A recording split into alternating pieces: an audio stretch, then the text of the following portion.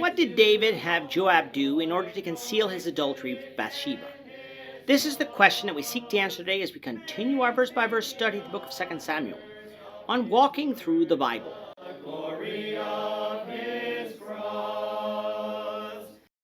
Today we're going to be discussing 2 Samuel chapter 11, verses 14 to 27. But before we do that, let's read the passage. If you have a Bible with you, you can turn to 2 Samuel chapter 11, verse 14. But if you don't have a Bible, don't worry. Just follow along with us on the screen. The version that we'll be reading from is the New King James Version. So 2 Samuel chapter 11, beginning at verse 14. In the morning it happened that David wrote a letter to Joab and sent it by the hand of Uriah. And he wrote in the letter saying, "Set Uriah in the forefront of the hottest battle, and retreat from him, that he may be struck down and die." So it was, while Joab besieged the city, that he assigned Uriah to a place where he knew there were valiant men. Then the men of the city came out and fought with Joab, and some of the people of the servants of David fell, and Uriah the Hittite died also. Then Joab sent and told David all the things concerning the war, and charged the messenger, saying, "When you have finished telling the matters of the war to the king, if it happens that the king's wrath rises, and he says to you, 'Why did you approach so near to the city when you fought? Did you not know that they would shoot from the wall? Who struck Abimelech the son of Jerubbesheth? Was it not a woman who cast a piece of a millstone on him from the wall, so that he died at Thebez? Why did you go near the wall?' Then you shall say, 'Your servant Uriah the Hittite is dead also.'" So the messenger went and came and told David all that Joab had sent by him. And the messenger said to David, "Surely the men prevailed against us and came out to us in the field. Then we drove them back as far as the entrance of the gate. The archers shot from the wall at your servants, and some of the king's servants are dead, and your servant Uriah the Hittite is dead also." Then David said to the messenger, "Thus you shall say to Joab, 'Do not let this thing displease you, for the sword devours one as well as another. Strengthen your attack against the city and overthrow it.'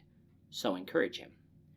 When the wife of Uriah heard that Uriah her husband was dead, she mourned for her husband. And when her mourning was over, David sent and brought her to his house, and she became his wife and bore him a son. But the thing that David had done displeased the Lord. In our last lesson, we had the children of Israel going out to battle the Ammonites, a continuation of the war that began in chapter 10. But unlike in previous battles, David did not accompany the army out into battle, but remained in Jerusalem.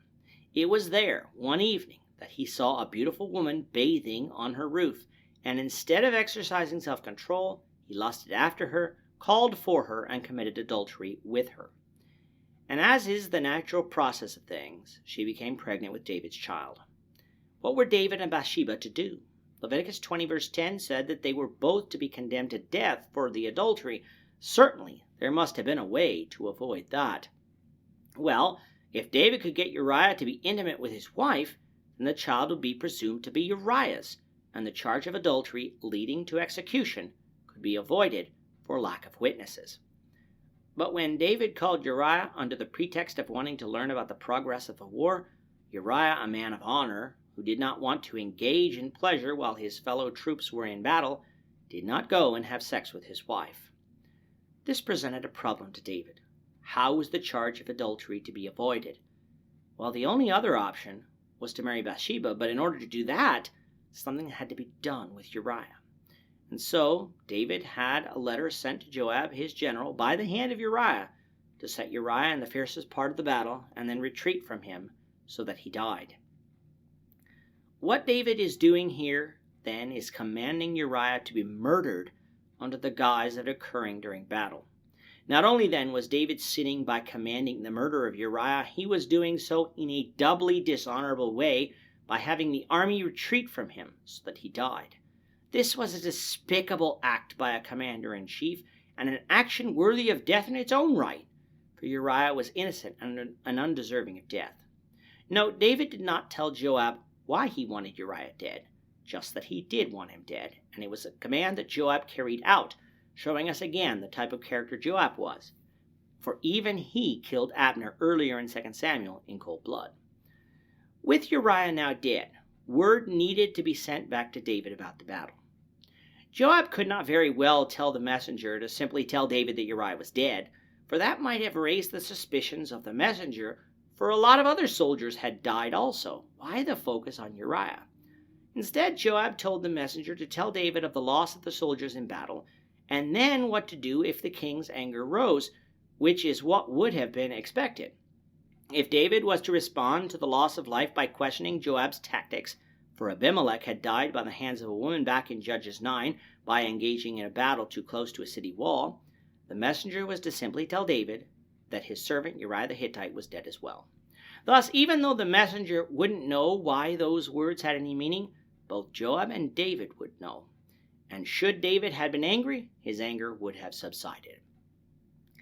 I would like us to note as we pass by that the story of Abimelech in Judges 9 was known by the people of David's time. By now, well over 150 years since the days of Abimelech had passed, and so for these people to have known of him, since he really wasn't a major character in the days of the Judges, shows us that the book of Judges must have been written and the people known about him. Some scholars believe that much of the Old Testament was written during the Babylonian captivity, but passages like these show us that the accounts contained in these early Old Testament books were known by the people before the captivity, which would have necessitated that they have been preserved in writing so that future generations would know the true story and not one that would have been changed through years of oral tradition. When word of Uriah's death came to David, David told the messenger to tell Joab basically that deaths happen in war, but he wasn't to be discouraged by this setback. He was to strengthen his attack against Rabbah and overthrow it. David got what he wanted. Deniability that he had committed adultery with Bathsheba, for now that Uriah was dead, after the period of mourning for Bathsheba was up, which could have been a couple of weeks, David was free to take Bathsheba as his wife, and the son that was born to them would be assumed to have come from that relationship, not an adulterous one. And that's what David did.